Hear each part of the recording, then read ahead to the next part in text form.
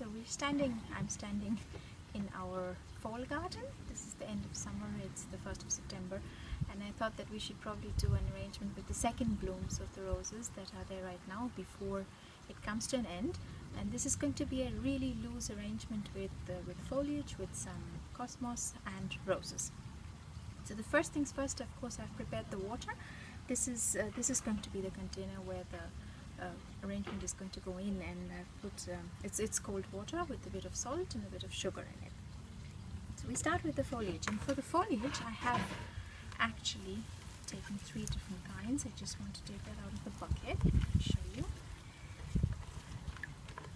So, and you see I've left the stems really long because it gives me a bit more flexibility with the height. So I have lots of peppermint. The peppermint grows profusely wherever there is water. So if you want to have peppermint in the garden, just put them in water. That's what they like and that's what they need. So these are long strands of the peppermint that we have. So I'm just trying to separate them so that you can see what I will do. And then I have the purple oregano, which is this. Also left the stems really long because I am going to cut them before putting them in the vase. I'm going to move the bucket to the side. So that's that. There's a bit of peppermint that goes this side. And I have dill. Now dill is of course a kitchen herb and also grows prolifically in our kitchen garden, but I have picked them and it's almost, as you can see, it's forming seeds. These are the seed heads, but I think that will give the entire arrangement a bit of a loose character to it. So first things first, let's start with the oregano. And now the important thing to always remember is that the part that's going to go in the water shouldn't have any leaves. So you strip off the leaves and you want to check the size. And I won't, actually I am going to cut the ends a bit, not too much, just a bit.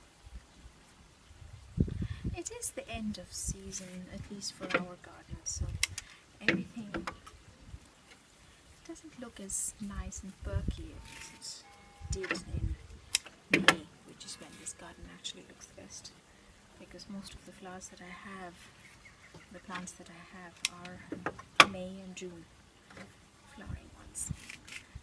But even now it's still quite nice. So what I'm trying to do is to get a fan shape. So it's actually the same principle as you would if you did a hand-tied bunch, except this is not in the hand but in the vase.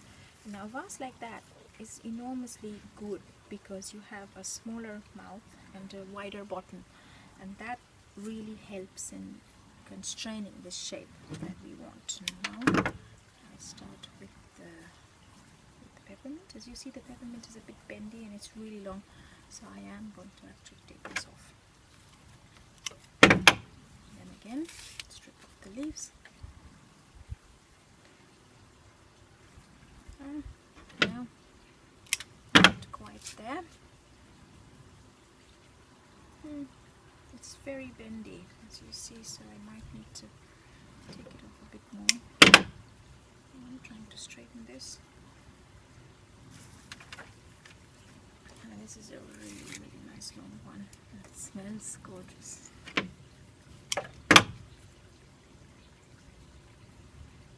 Now when you arrange with foliage, which is what you should do first, if the foliage looks good, then your arrangement will look good.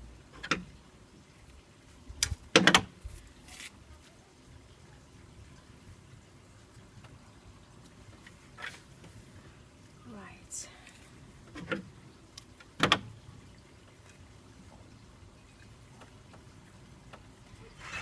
It doesn't look much right now, but it is going to change.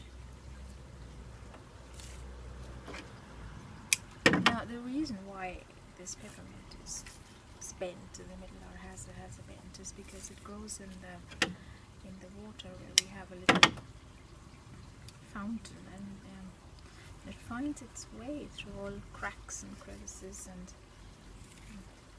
that's why it has the shape it has, because it's not doesn't go straight. It's not here. Okay.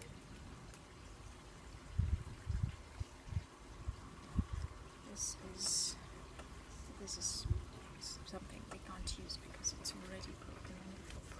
Okay. Go to the next one. Peppermint, like I already said, loves water, so even if it doesn't look very nice right now, it is going to perk up. The best time to pick the flowers is either early morning or late in the evening, so it depends on what your day looks like. And what you should definitely do is, once you pick them, is to put them in a bucket of really, really cold water and let them stand there, let them get used to the water a little bit before you start your arrangement. So it's not a good idea to just pick it from the garden and just plonk it in your arrangement. Now this is dill, and this is what's going to actually give the airiness to this whole arrangement. And keep turning it around.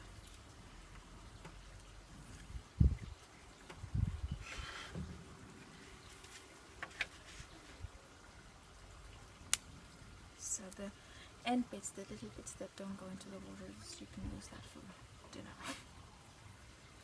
or your salads or whatever. And this is what I mean by this actually giving the volume to the whole thing, because of the shape of the flowers.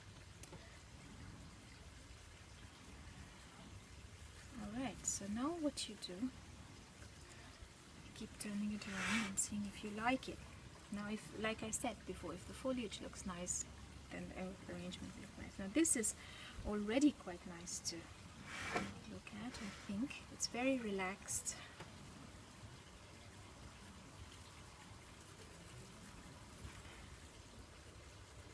Okay, alright. So, now we are done with the foliage. Sorry, that's dinner.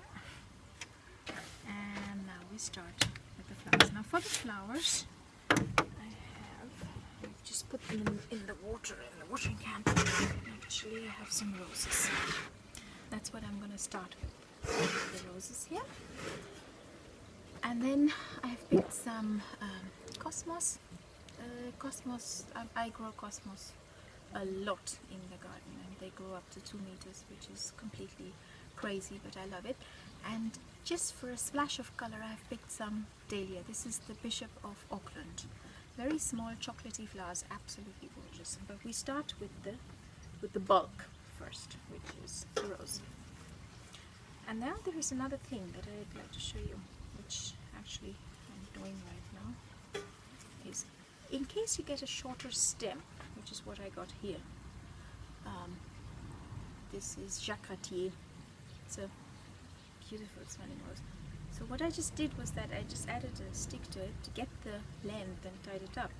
But I've made sure that the end part is cut at a slant so it can get as much water as it needs. And that way you get the height. Just make sure that the end of the rose is in the water, because that's what they need. So I'm just going to drop that in. And then I have it's a Cordis rose, and it smells of lemon. It's really, really nice. To here, to move it around. Another one. That there. It's the same one.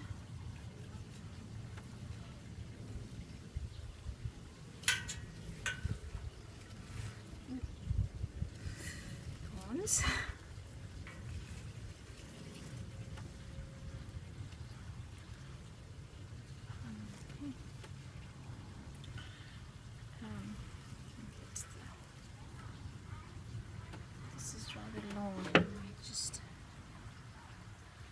this at an angle.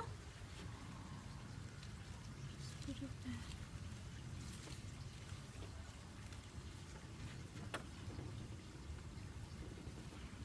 Always keep judging and correcting, so you have the result that you're looking for.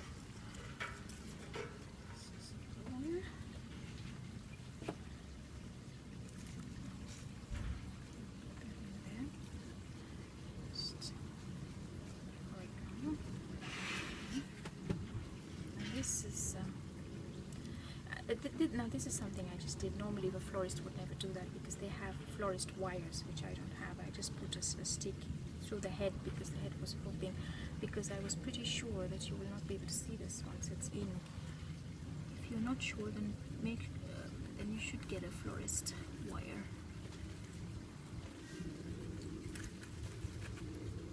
Yep, this came off. Doesn't matter. No. Where is it? There.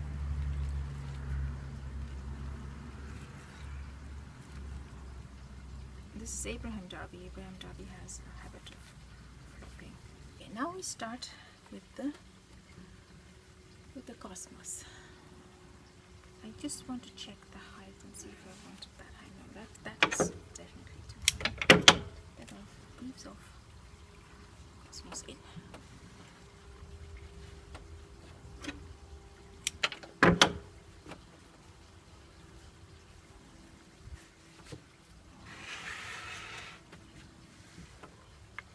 So keep moving it so you can see it from all angles and you really know what's going on. Just going to remove that.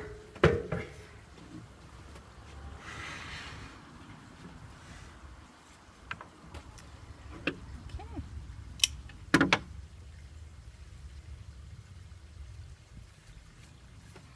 On that side.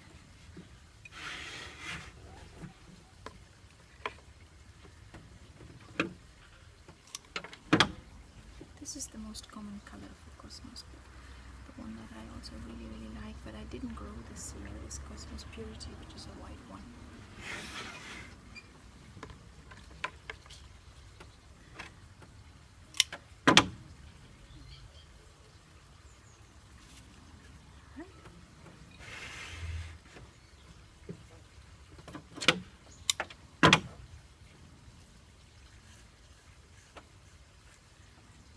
Okay, I think that's already beginning to look very nice. And now for the oomph in the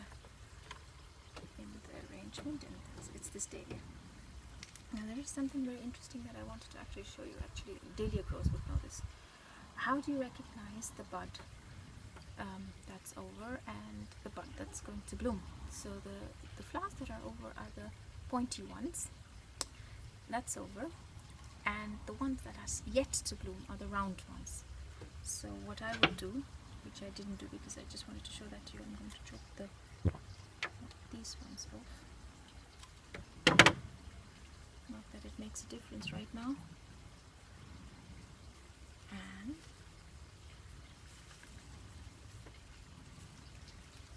now that's a lot of foliage because that's going to hide my dill, and I don't want that to happen. So I'm going to take some of the foliage off.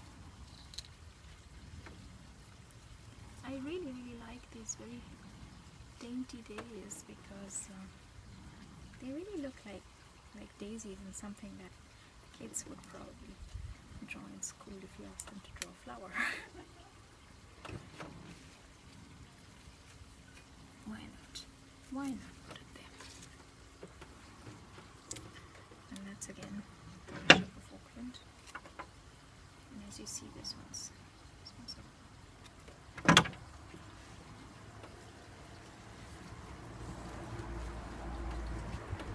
Okay. So keep turning it around, observing it from all directions. That. Seeing if this is what you were looking for. So it has to look good from all angles and all directions and it's done and you're happy with the result,